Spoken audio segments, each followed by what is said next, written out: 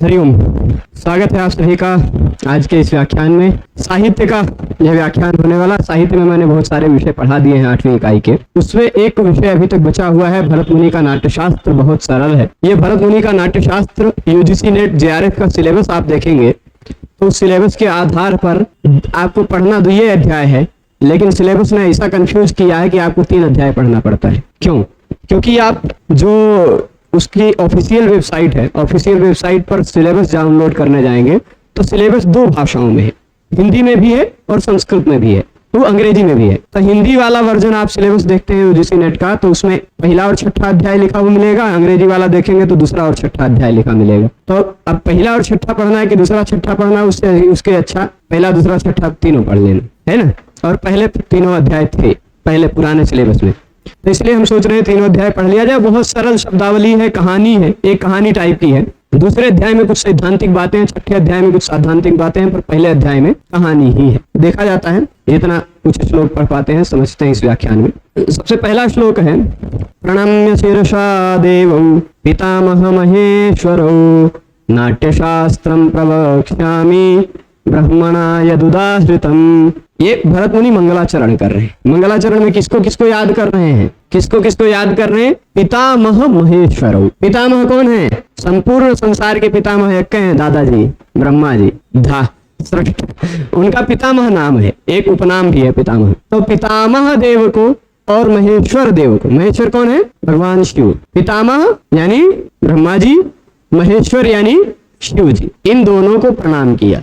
एक देवो प्रणम्य, 2 द्विवचन है, इन दोनों देवताओं को प्रणाम करके। ठीक है, इन दोनों देवताओं को प्रणाम किया, पितामह और महेश्वर इन दोनों देवताओं को प्रणाम किया। अब इसी प्रणाम करने के कारण पता चल जाता कि यह मंगलाचरण कैसा है? नमस्कारात्मक मंगलाचरण है। नमस्कारात्मक मंगलाचरण है ना।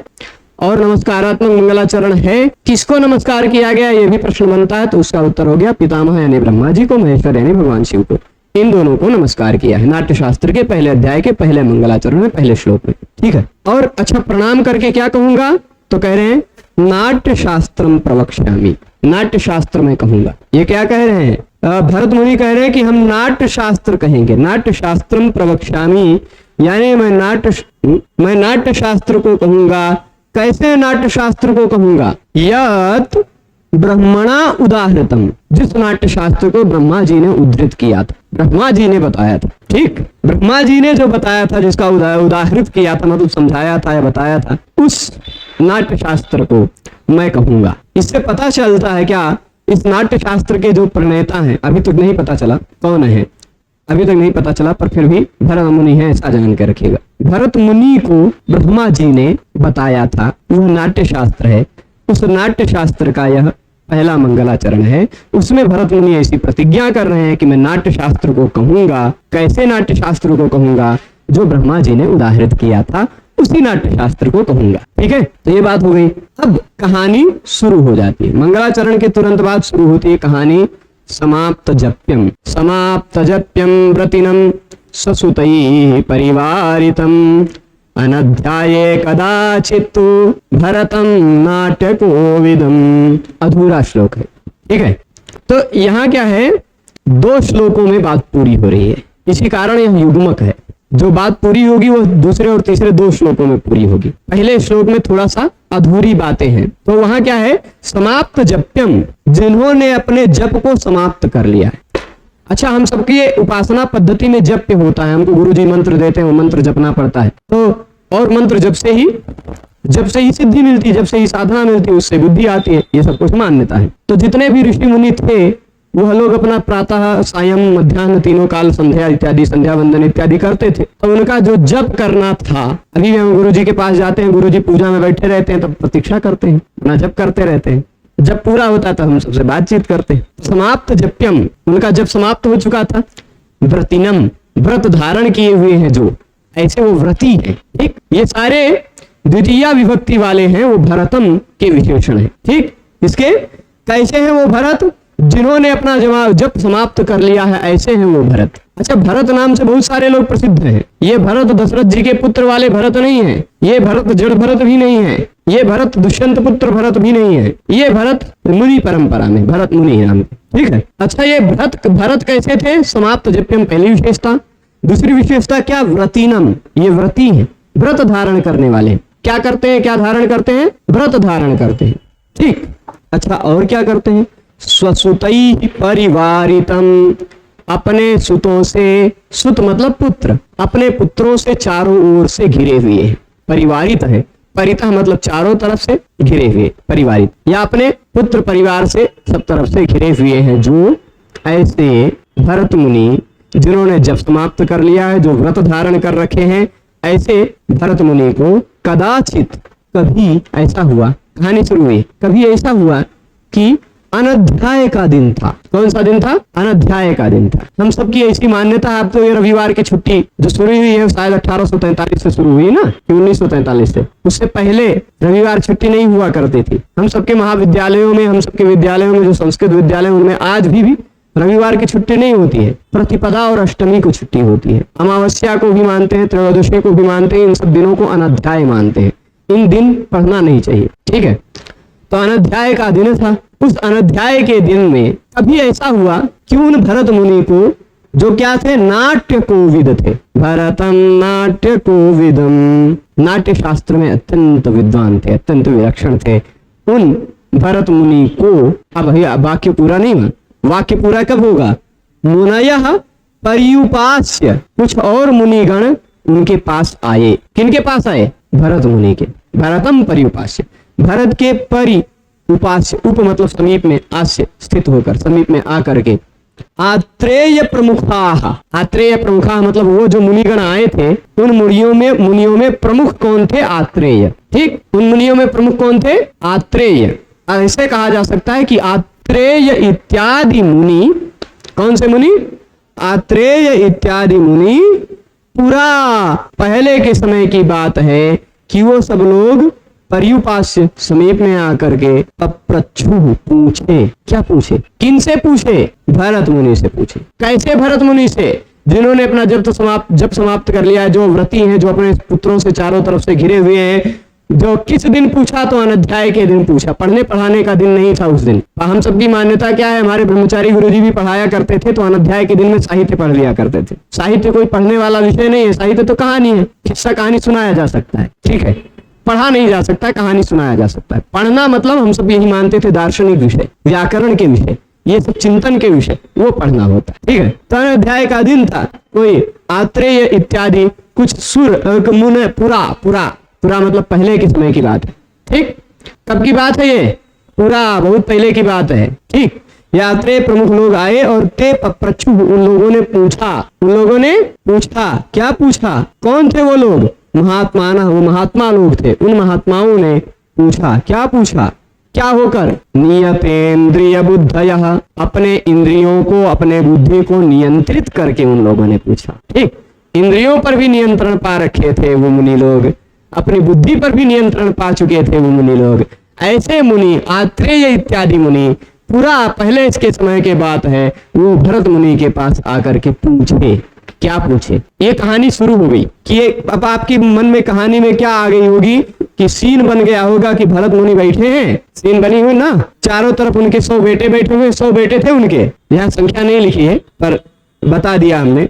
वो उन बेटों से भरे हुए थे, घिरे हुए थे। उन्हीं के सामने ये सारे मुनि लोग आए और पूछे। क्या पूछे? योयम भगवता सम्यग् ग्रथितो वेद संमितः नाट्य वेदम कथम ब्रह्मन् उत्पन्नः कस्य वा कृते।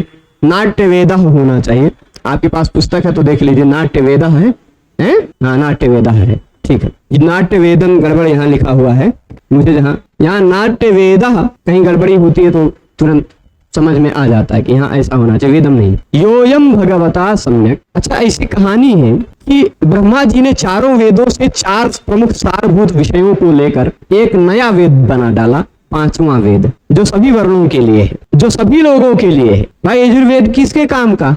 जो पूजा पाठ कराता है उसके काम का, सबके काम का तो है नहीं। परंतु ऐसा ब्रह्मा जी ने वेद बना डाला जो नाट्य वेद है, जो सबके काम का है। नाटक नौटंकी हो रही, सब देख सकते हैं, मंचन किया जा रहा है किसी कहानी का, वो सब देख सकते हैं। तो ऐसा एक नाट्य वेद भगवता भगवान ब्रह्मा जी के द्वारा सम्यक ग्रथितः भली भांति ग्रंथ के रूप में प्रकट किया गया, ग्रथित किया गया, बनाया गया, ग्रंथन किया गया, जिसका जो वेद सम्मित है। वेद सम्मित का मतलब वेदों से स्वीकृत है, या ऐसा कह सकते हैं वेदों के द्वारा संस्तुत है, ऐसा कह सकते हैं। ऐसा जो यह नाट्य वेद था, वह नाट्य वेद हे ब्राह्मण मतलब अपने से पूज्य व्यक्ति को ब्राह्मण इत्यादि को भी बुलाते हैं। हे ब्राह्मण कथम समुत्पन्न, वह कथम उत्पन्न हुआ, वो कैसे उत्पन्न हुआ, वह नाट्य वेद कैसे उत्पन्न हुआ, जिसको भगवान ब्रह्मा जी ने भली भांति बनाया था, वो कैसे उत्पन्न हुआ और किसके लिए उत्पन्न हुआ, जरा बताइए। ऐसा प्रश्न पूछा। किसने पूछा? आत्रेय इत्यादि मुनि ने पूछा। किससे पूछा? भरत मुनि से पूछा। कैसे भरत मुनि से पूछा? जो जब समाप्त कर चुके थे, व्रती थे, जो अपने चारों तरफ से अपने पुत्रों से परिवारित थे, ऐसे भरत मुनि से पूछा। कब पूछा? अनध्याय के दिन में पूछा। ठीक, अच्छा कहाँ पर पूछा? तो उनके आश्रम में आकर पूछा। ऐसा नहीं कि भरत मुनि कहीं घूमते घामते मिल गए तो उनसे पूछने लगे, ऐसा नहीं। ठीक है, ये पूरा सीन आपको पता चल गया। क्या पूछा? ये बताइए कि जो नाट्य वेद ब्रह्मा जी ने बनाया था, बहुत अच्छे से लिखा था, वो कैसे बनाया और किसके लिए बनाया? वह नाट्य वेद कैसे उत्पन्न हुआ, किसके लिए उत्पन्न हुआ?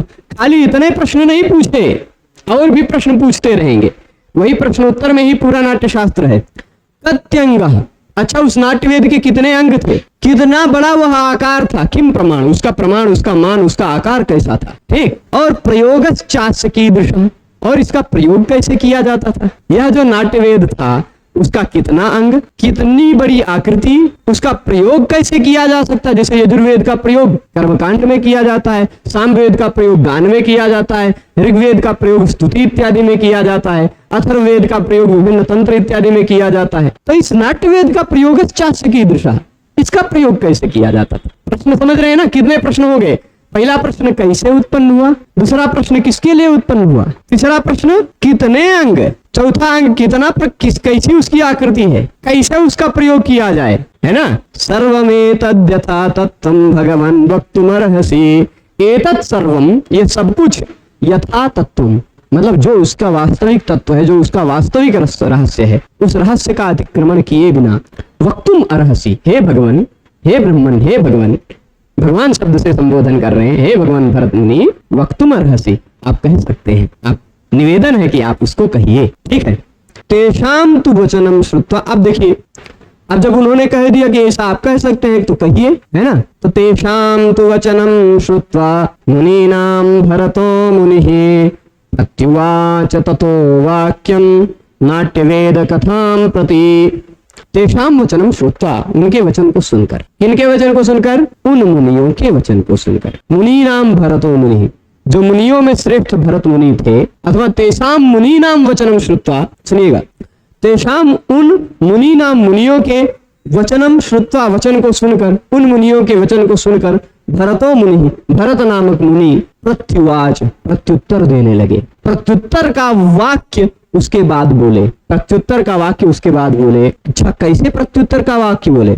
नाट्य वेद की कथा के प्रति, नाट्य वेद कैसे उत्पन्न हुआ इसके कथानक के प्रति उन्होंने प्रत्युत्तरात्मक वाक्य बोला। एक प्रत्युत्तर देने के लिए वाक्य बोला कि जो 5 प्रश्न आए, उन 5 प्रश्नों का उत्तर दिया जाएगा। ठीक है, तो उत्तर देने के लिए, नाट्य वेद के उत्तर देने के लिए बोले। तो अब उन सबकी पहले प्रशंसा कर दीजिए। जब बताया जाए ना, तो पहले जिससे बातचीत की जा रही है, जिसको कुछ बताया जा रहा है, उसकी प्रशंसा कर दिया जाए ना, तो अब वह व्यक्ति बहुत ध्यान से सुनेगा, है ना। अरे भाई तुम्हारी क्या बात है ना, ऐसे थोड़ी सी प्रशंसा कर दी जाए तो अब आगे वो बहुत ध्यान से सुनेगा कि लगता अब कहीं और थोड़ी सी मेरी प्रशंसा सुनाई पड़ेगी, थोड़ी सी और सुनाई पड़ेगी, इसलिए वो सावधान पूर्वक मन से रहे, है ना। तो उसी शैली का आश्रय लेते हुए भगवान ये भरत मुनि कह रहे हैं कि भवद्भिः शुचिभिः भूत्वा, आप सब लोग मन से पवित्र हैं, शुचि हैं, और तथा अवहित मानसैः, और उसी तरह अवहित, अवधान पूर्वक, अवधान वाले मन वाले हैं, अवधान मन वाले हैं, सावधान मन वाले हैं। आप लोग तो बहुत सावधान मन वाले हैं, आप लोग तो बहुत पवित्र हैं, शुचि हैं, है ना। तो ऐसा हो करके आप लोग ऐसे ही रहिएगा। और नाट्य वेदस्य संभवः श्रूयताम, नाट्यवेद कैसे उत्पन्न हुआ, नाट्यवेद कैसे संभव हुआ, उसको सुनिए। ब्रह्म निर्मित, वो जो नाट्यवेद जो ब्रह्म निर्मित है ना, कैसे उसका संभव हो पाया। ब्रह्म निर्मित संभव, ब्रह्मा जी के द्वारा निर्मित जो उसका संभव है, जो उसका उत्पत्ति है, वो कैसे हुआ, ये सुनिए। आप लोग ध्यान से सुनिए। अब नाट्यवेद कैसे उत्पन्न हुआ था, इसको सुना देते हैं, सुनिएगा। पूर्वम कृतयुगे विप्रा, पूर्वम बहुत पूर्व की बात है, कृतयुग की बात है। कृतयुग मतलब सतयुग, चारों युगों में पहले युग जो कृतयुग सतयुग कहा जाता है। कृतयुग की बात है मतलब सतयुग की बात है, इसी सतयुग की बात है ना।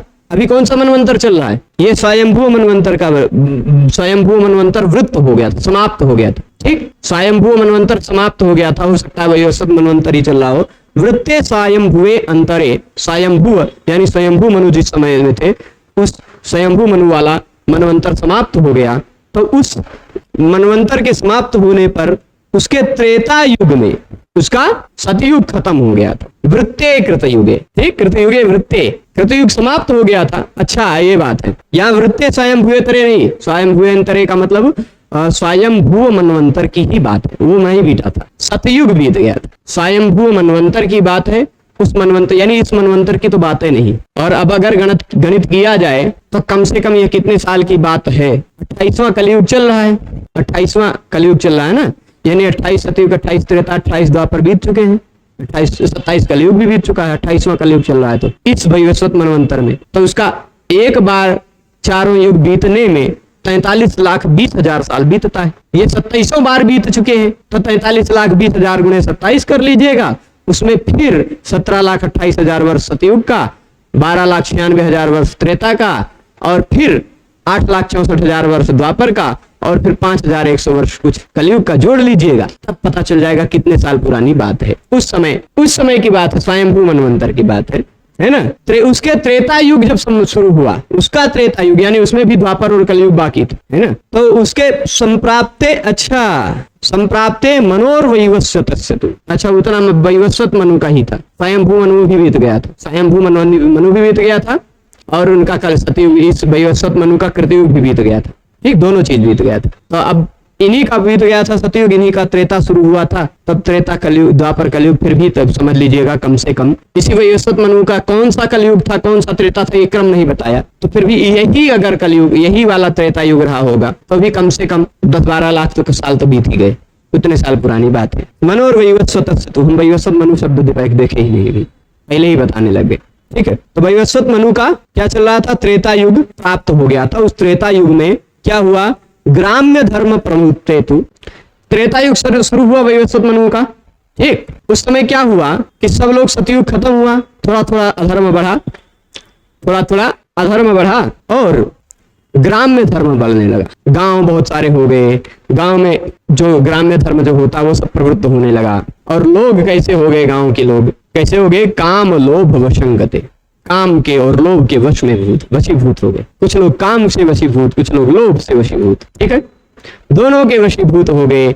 और ईर्ष्या क्रोधादि सम्मूढ़े, कुछ लोग ईर्ष्या से, कुछ लोग क्रोध से, कुछ लोग काम से, कुछ लोग लोभ से, ये पूरा लोग संपूर्णतः, कुछ लोग सुखी कुछ लोग दुखी, सुख दुखी थे, सुखित दुखी थे, कुछ सुखित कुछ दुखित, इस तरह की स्थिति हुई। और फिर क्या हुआ, देव दानव गंधर्व यक्ष रक्षो महोरगई, देव थे, दानव थे, गंधर्व थे, यक्ष, राक्षस, महोरग मतलब सर्प। देव का मतलब जानते हैं, दानव का मतलब भी जानते ही हैं, या गंधर्व यक्ष भी जानते ही हैं, रक्षा मतलब राक्षस, और महोरग मतलब जो बड़े सर्प हैं, उरग उरसा गच्छन्ति इति उरगाः सर्पाः, जो बड़े नाग सर्प इत्यादि हैं, उन लोगों ने जम्बू द्वीपे समाक्रांते लोकपाल प्रतिष्ठित, उन लोगों ने जम्बू द्वीप पर समाक्रांत कर हो गए, वो लोग मतलब जम्बू द्वीप पे आ गए। और जम्बू द्वीप कैसा है, ये लोकपालों के द्वारा प्रतिष्ठित है, लोकपालों ने प्रतिष्ठापन किया है जम्बू द्वीप का।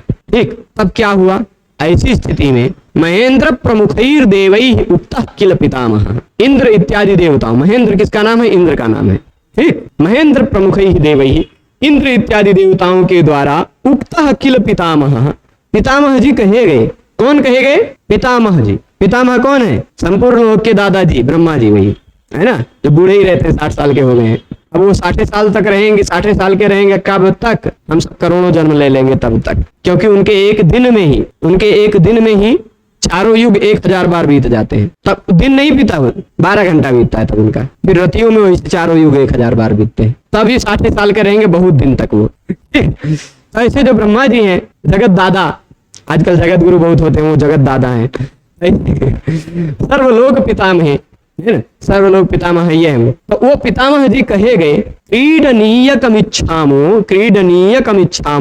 दृश्यम श्रव्यम च यद् भवेत्। हे ब्रह्मा जी, हम लोग ऐसा खिलौना चाहते हैं। क्या चाहते हैं? क्रीडनीयकम इच्छामः, हम लोग खिलौना चाहते हैं। अच्छा, कैसा खिलौना चाहते हैं? दृश्यम श्रव्यम च यद् भवेत्, जो दिखाई भी पड़े और सुनाई भी पड़े, ऐसा खिलौना चाहते हैं हम लोग। कैसा खिलौना चाहते हैं? दिखाई भी पड़े, सुनाई भी पड़े। ठीक है, अब आगे क्या कह रहे हैं? नवेद व्यवहारो यम संश्राव्य शूद्र जातिषु। वेद का जो यह व्यवहार है, हम क्या है, हम यहाँ जो पंक्तियां लिखी वही पंक्तियों का अर्थ बताएंगे। इस पंक्तियों से कुछ लोगों की मान्यता अलग हो सकती है, कुछ लोगों की मान्यता इसके साथ हो सकती है। ठीक, तो नवेद व्यवहारो यम संश्राव्य शूद्र जातिषु, शूद्र इत्यादि जातियों में यह वेद का जो व्यवहार है वह सुनाया जाने लायक नहीं है। ठीक, अशुद्धि के कारण या दोष हो जाने के कारण। तस्मात् सृजा परम वेदम पंचमम सर्ववारणिकम। इसलिए हे ब्रह्मा जी, तस्मात् इसीलिए सृज बनाइए। क्या बनाइए? अपरम वेदम, एक और वेद बना डालिए। कैसे? कितने नंबर वाला? पंचमम, पांचवा। एक और वेद बना डालिए। कौन से नंबर का रहेगा? वह 5वें नंबर का रहेगा। अच्छा, और वो किसके लिए रहेगा? सर्ववारणिकम, सभी वर्णों के लिए रहेगा। ब्राह्मण, क्षत्रिय, वैश्य, शूद्र सभी वर्णों के लिए रहेगा। ऐसा कोई 5वां वेद बना डालो। ठीक, एवं अस्थितानुक्त्वा। चलो ब्रह्मा जी, ये सब देवता लोगों का काम बहुत सुपरफास्ट होता है। उन लोगों ने कहा कि ऐसा कोई बनाइए, तो कहे तथास्तु, ऐसा ही होगा। अब ब्रह्मा जी विचार थोड़े ना करेंगे कैसे बनाए, कान वान खुजलाएंगे, ऐसा तो नहीं होगा ना। तो ऐसा ही होगा, उनको तो सब पता है कैसे क्या बनाना है। उन्होंने क्या कहा? एवं अस्थितान उक्त्वा, उक्त्वा नहीं उक्त्वा है, एवं अस्तु, ऐसा तान उन देवताओं को, उक्त्वा कहकर, उन देवताओं से ऐसा कहे कि और देवराजम विसृज्य च, और देवराज को भेज दिया। अब आप जाइए, आप राजा हैं भाई, आपको बहुत सारे काम करने हैं, जाइए बना देंगे, जैसे ऐसे ही होगा। ठीक, सस्मार चतुरो वेदान योगमास्थाय तत्वविद।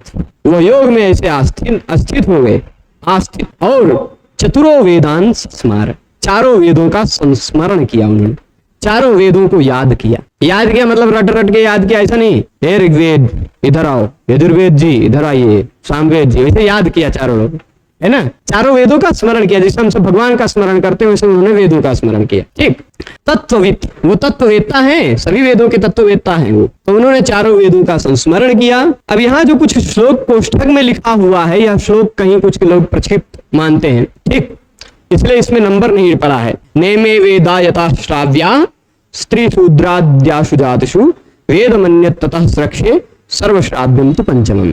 वही बात है उसी तरह की कि जो ये वेद हैं, इमे वेदा, जो ये वेद हैं, यतः मतलब जिसलिए, जिस कारण, यतः मतलब क्योंकि, यथा का मतलब ऐसे ले लीजिए, क्योंकि, हे प्रभु लेखनी जी, क्योंकि इमे वेदा, जो ये वेद हैं वो न श्राव्या, नहीं सुनाए जाने लायक। कहां पर? स्त्री शूद्र इत्यादि जातियों में। ठीक, वेदम अन्य ततः सुरक्षे, इसलिए अन्य वेद हम बताएंगे। कौन सा सुनाएंगे? कौन सा वेद बताएंगे? अन्यद वेदम ततः सुरक्षे, अन्य कोई वेद इसलिए अब सुरक्षे, सृष्ट करूंगा, बनाऊंगा। सर्वश्राव्यम तु पंचमम, जो सब सुन सके ऐसा 5वां वेद बनाऊंगा, ऐसा एक नया वेद बनाऊंगा, ऐसा सोचा उन्होंने। फिर अच्छा, वो जो 5वां वेद होगा वो क्या करेगा, क्या काम करेगा? जैसे ऋग्वेद का काम अलग है, यजुर्वेद का काम अलग है, सामवेद का काम अलग है, अथर्ववेद का अलग है।